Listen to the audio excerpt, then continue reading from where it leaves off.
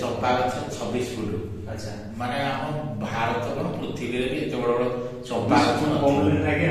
चंपा गछ मोटेडा मोटा। अच्छा तार व्यासटा गोटे होई 26 फुट एटा 14 फुट। अच्छा व्यास ए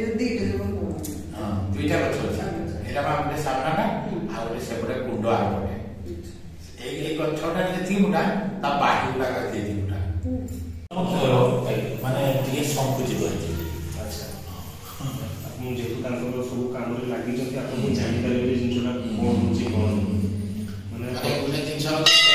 बरडा बिचारा मन कर जणे गाई दे दिबो कि तबे गाड़ी जति मोबाइल संकुचित हो जाए आ बिचारा मनडा फ्री दिबो जति प्रफुल्लित रहे आस्या पक्ष कृष्ण पक्ष आ शुक्ल पक्ष भीतर पार्थक्य है दिबो अन्य जते ओडिसा रे जते लिंग अछंदी सब लिंग माने होउछंदी कोन ना चिकणिया किंतु ये चिकणिया नहीं ये खोड़ी के चिकरी बाहर कर माने खनन करी जो हमरो निजे जो बाहर खोड़ी जो महादेव कोंदी अलगा जत्ते शिवलिंग सब ओडिसा रे हम देखिबा जो भी निजे देखि देबो माने सब चिकणिया किंतु ये चिकणिया नहीं देखे एना माने त्रिशूल चिन्ह चंद्र चिन्ह बड़ी से सब आमे टिके भी आको आउ भी नष्ट करि पारिबानी। अच्छा अच्छा जत्ती हे सेती तो दर्शक बंधु मन को मु पर्सनली देवस्थली भीतर को मोबाइल लिए कहीं ना आमे ठाकुर को बड़ बोली मानु ताको सामने ई सब कोइबा ठाकुर पवना वाले एई पारे तो हम ठाकुर को क्षमा प्रार्थना करिबा। तो नना कि तो हमको जो देखैले जे से नना कहिले जे आपनकर पूर्णमी समय रे एई जो लिंग अछि एई लिंग प्रसारित हुए एवं संकुचित मध्य हुए जो एई कृष्ण पक्षरे आ नना कहिले जे एई जगह रे आपन जो शिवलिंग देखन से चिकन थाए पृष्ठ भागडा आपनकर चिकन थाए किंतु एई जगह चिकन नाही एटा खद खदरे अछि मनुष्य आखि रे देखिले आपन माने होय तो कैमरा देखिते देखिए एवं जो कहवा जे भगवान शिव निजे बाहर जन ठाकुर जो मनीष कर जदि हमें ठाकुर को निज को आमे ताको पर समर्पण दबा किछि जानि परिबे तो हमको निज को समर्पण करिया के पड़ो आ एथि पई ही साधारणतः मंदिर रे वीडियो बा फोटो को अलाउ करा होय कि ना हम जे फोटो ऊपर केंद्रीभूत होबा तो ठाकुर ऊपर मन केतल लगेबा से माने कार्य प्रचार करते किंतु लोक कहती जे तो बड़ साक्षात साक्षात भगवान देखि जो निहाती देखि किंतु से माने कहती जे आमे ई छडा देखि जो गुटे जिंस बाबा भगवान को बरादरे सृष्टि हली जीव किंतु स्रष्टा हली एटा प्रत्यक्ष में कोइ दिसते। अच्छा तो बड़ शान है बहुत शान लगे हम आपन को देखो बापा समान है गुटे जिंस होई सृष्टि माने हली जीव किंतु स्रष्टा हली निजे एटा प्रत्यक्ष जिंस मते कहि दिने कोन है जी माने भूमिकंप लहरटा आसी साई 5 वर्ष मोर ख्याल सेटा अपन नना जने अछंती से कहै ना घड़घड़टा आसुजी। अच्छा मंदिरटा भी मु निजे एटा टळमळ होती। अच्छा किंतु मु अनुमान करछि जे ठाकुर टळमळ नोती से जिमती किंतु से टळमळ नोती मंदिर मोर टळमळ होई को आसन मोर टळमळ होई किंतु ठाकुर जिमती जेमि से जिंसडा तते एटा काहा को ए जिंसडा सत्य कोन कहला हम विद्या को हां नहीं बुरा जिंस होची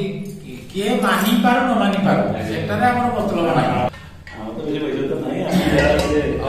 विश्वास तो बडो राज जपन राज शिवशंकर देशर लोक केला आपण नाटा आशुतोष प्रसाद मिश्र तो नाटा कविता से छोड़ रमेश राजन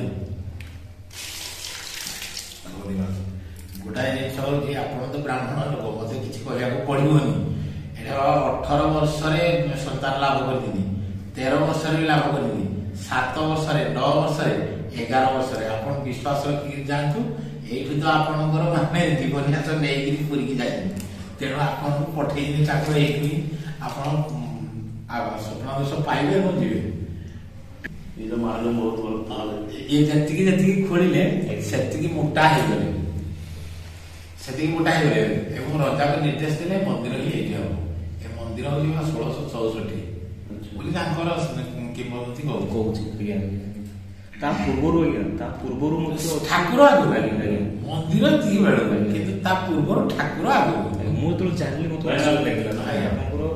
आमे जो बैतरणी मंदिर अछि एपटू जाउची आपन जाजपुर पसला तापर भद्रक जाई होची भद्रक लास्ट आपनकर आखंडेश्वर मंदिर जो रहउची माने आज्ञा माने बाबांकर से जो हमरो मस्त करे नदीर मस्त करे से नदीर पाददेश रे एमती कि आपनकर 4 जण शिव ठाकुर अछंती बोली तो जानली मत माने पूरा अलगा पड़ले जान नथली जिनिस के कहନ୍ତି 108 अछंती आज्ञा एटे राजनगर भी ठाकुर अछंती अच्छा सेटे मु भी सब राक देखि 108 अछंती बोली कहନ୍ତି थाई पारती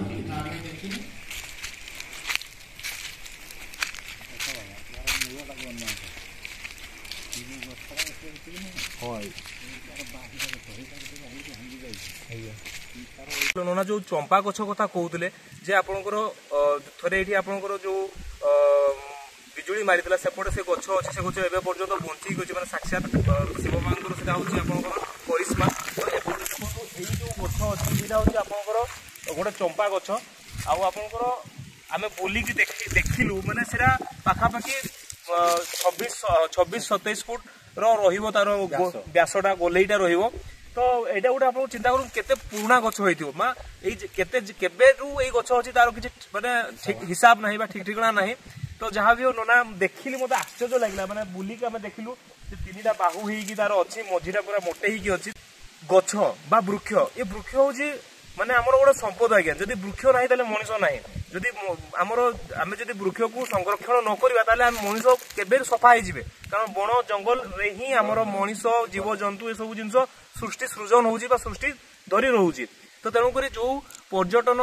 माने आसुचंदी बुलिया पे आसुचंदी ताले निहाती भाबरे हमर पर्यटन स्थल को सफा सुतरा रखिया दरकार एवं आपन प्लास्टिक को यूज करिया कथा न एवं जो माने गछ काटुचंदी तांको मु एई चैनल माध्यम रे अनुरोध करिवि एवं तांको तागिद मध्य करिवि जे